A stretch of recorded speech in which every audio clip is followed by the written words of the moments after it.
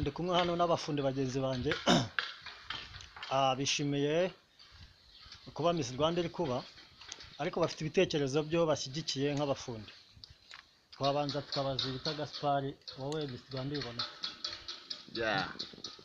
Ni byiza cyane ukurikije ibyo igihugu cyateguye kuri gahunda ya Miss Rwanda, nyampinga y'u Rwanda.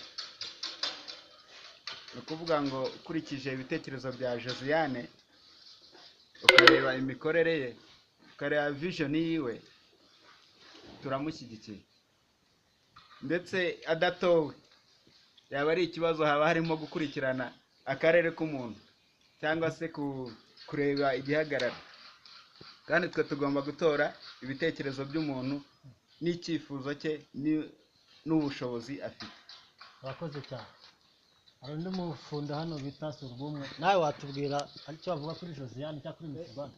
Icyo navuga, uyu mwaka wa 2019 ni byiza cyane kuko dufite Miss Rwanda aturutse ahantu mu cyaro, kandi bigaragara ko arimo guhesha n'ishema abakobwa bo mu cyaro gushijya aribo bashiki bacu.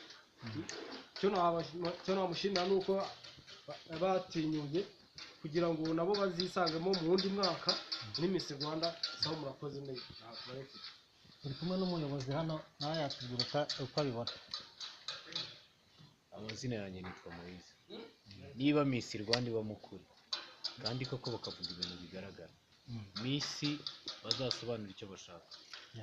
Ibintu bya ruswa byirwa bivugwamo, bazatore Josiane ko nta ruswa yatanze, nimba bakoresha ukuri kandi aramuka adatowe, Miss Rwanda izahagarara. Nanjye nk'umufundi mukuru nshyigikiye Mwiseneza Josiane, afite ibitekerezo bizima, donc niyo ari kumwe n'abandi ubona atandukanye n'abandi. So Miss Rwanda 2019 arayimerita kabisa. Turamushyigikiye twese abafundi hatorwe Josiane.